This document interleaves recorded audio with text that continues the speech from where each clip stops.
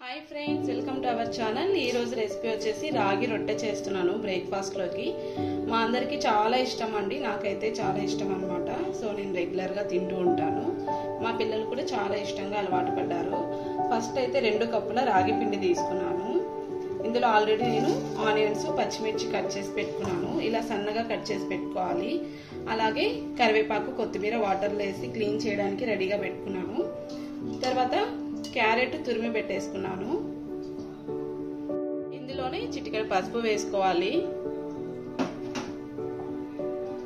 Salt,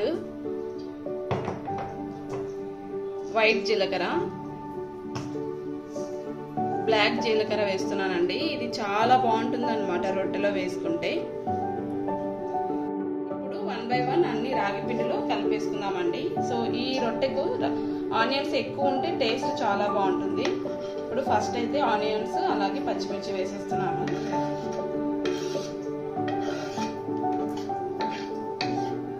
onions ఎక్కువ వేసుకుంటే చాలా బాగుంటుందండి టేస్ట్. తర్వాత ఒక మీడియం సైజ్ క్యారెట్ ఇలా తురిమి పెట్టుకున్నాను కదా, ఇది వేస్తున్నాను.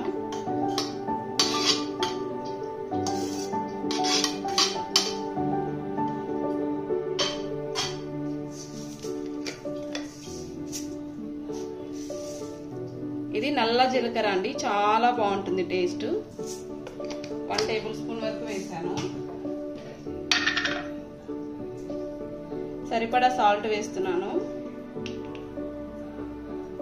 కొంచెం సాల్ట్ తక్కువగానే వేసుకోండి.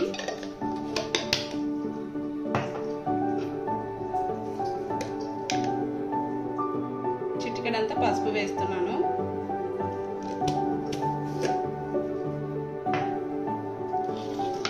తర్వాత కరివేపాకు, కొత్తిమీర బాగా కట్ చేసి వేసుకోవాలి.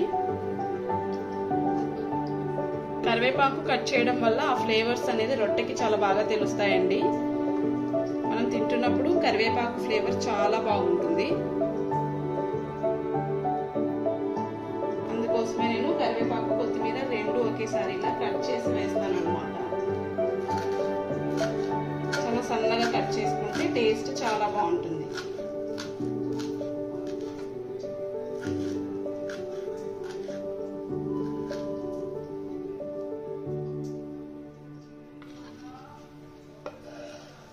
ఈ కరివేపాకు, కొత్తిమీర కూడా రాగి పిండిలో వేసేస్తున్నాను. ఇప్పుడు ఇవన్నీ పక్కన పెట్టేసి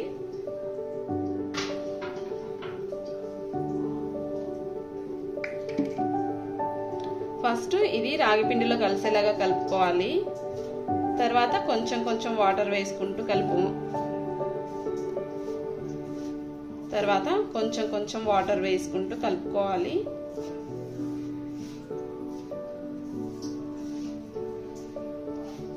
ఇలా కలుపుకొని ఇప్పుడు వాటర్ వేసుకోవాలి. ఒకేసారి వేసుకోకుండా కొంచెం కొంచెం వేసుకోండి. పిండి మరీ లూజ్గా అయిపోతే మనం రొట్టెలు చేసుకోవడానికి అస్సలు కుదరదు. మీరు ఇందులో కావాలి అనుకుంటే సొరకాయ తురుము కూడా వేసుకోవచ్చు, పల్లీలు వేసుకోవచ్చు. కొంచెం ప్రోటీన్ యాడ్ చేసుకుంటే ఇంకా టేస్ట్ బాగుంటుంది.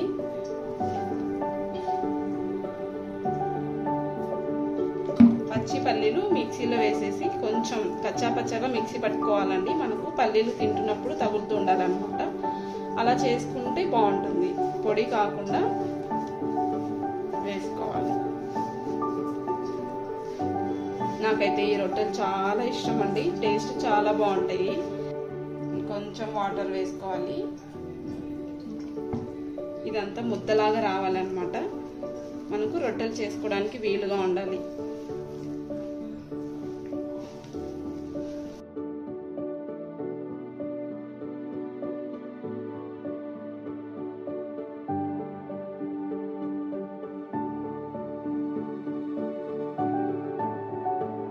ముద్ద రెడీ చేసుకోవాలండి. ఇప్పుడు మనం దీన్ని ఎక్కువ నానబెట్టనివ్వకూడదు అన్నమాట, వెంటనే చేసుకోవాలి. ఆల్రెడీ ప్యాన్ కూడా రెడీ పెట్టుకున్నాను. ఇలాంటి రొట్టెలు చేసుకోవడానికి క్యాస్ట్ ఐరన్ ప్యాన్ అయితే చాలా బాగుంటుందండి. మంచిగా కాలుతుంది అన్నమాట, అన్ని వైపులా ఈక్వల్ గా కాలుతుంది, మంచిగా క్రిస్పీగా కూడా వస్తాయి. అందుకోసం నేను క్యాస్ట్ ఐరన్ పెట్టాను. ఇప్పుడు నేను ఇలాంటి కవర్ మీద రొట్టె రెడీ చేస్తున్నానండి. నాకు ఈ కవర్ మీద అలవాటు అయిపోయింది, వేరే దేని మీద ట్రై చేసినా అసలు రాదనమాట. క్లాత్ మీద కూడా చాలా బాగా చేస్తాను. ఇప్పుడు హ్యాండ్కి కొంచెం ఆయిల్ అప్లై చేసుకొని రొట్టెకి సరిపడా సైజులో మనం పిండి తీసుకోవాలి. ఇది మంచిగా రౌండ్ షేప్లో బాల్ లాగా రెడీ చేసుకొని చేత్తో గట్టిగా ప్రెస్ చేస్తున్నట్లు మనం ఈక్వల్గా ఫస్ట్ కవర్కి కూడా ఆయిల్ అప్లై చేసుకోవాలి. చాలా ఈజీ అండి. ఇలా హ్యాండ్తో గట్టిగా ప్రెస్ చేస్తున్నట్లు గట్టిగా నొక్కితే రొట్టె అనేది ఈక్వల్గా వచ్చేస్తుంది. ఒకవైపు లావుగా ఒకవైపు సన్నగా లేకుండా రొట్టె మొత్తం కూడా ఒకే విధంగా ఉండేలాగా గట్టిగా ప్రెస్ చేసి ఇలా రెడీ చేసుకోవాలి.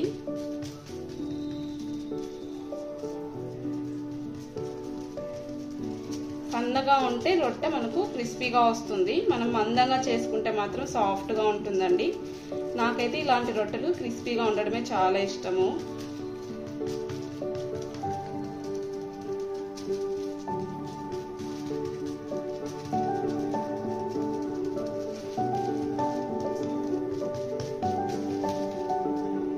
ఇలా చేసుకోవాలి. ఇప్పుడు ఈ రొట్టెని ప్యాన్ మీద వేసేసి మంచిగా కాల్చుకోవాలి.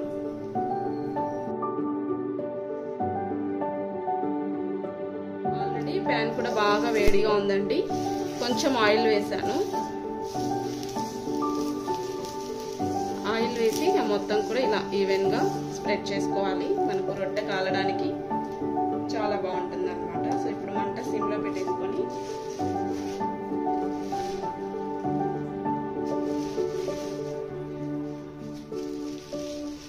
ఇలా కవర్ మీద ఉన్న రొట్టె డైరెక్ట్గా ప్యాన్ మీద వేసుకోవడమే. ఇప్పుడు దీనికి పైన నుంచి కూడా కొంచెం ఆయిల్ వేసుకోవాలి. నేనైతే కోకోనట్ ఆయిల్ యూజ్ చేస్తున్నా. నా ఫేవరెట్ అండి కోకోనట్ ఆయిల్. ఇప్పుడు మంట కూడా మీడియం ఫ్లేమ్లో పెట్టుకుంటే రొట్టె అనేది బాగా కాలుతుంది. ఇలాగే సేమ్ ప్రాసెస్ అనమాట. అన్ని రొట్టెలు ఇలాగే కాల్చుకోవాలి.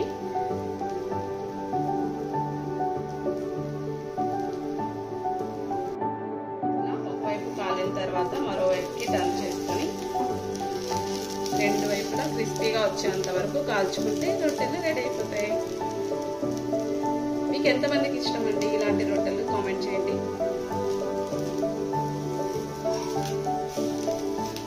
మీరు సేమ్ ప్రాసెస్లో చేస్తారా? చేయకపోతే ఒక్కసారి ఈ ప్రాసెస్ని ట్రై చేయండి. చాలా బాగుంటాయి. మీ అందరూ కూడా చాలా ఇష్టంగా తింటారు. హెల్త్కి చాలా మంచిది.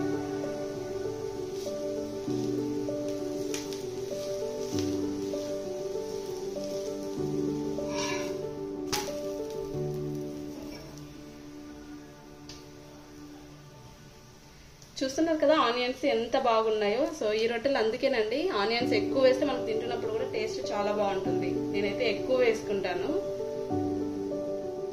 ఇవన్నీ కూడా మంచిగా మగ్గి టేస్ట్ అనేది చాలా బాగుంటుంది.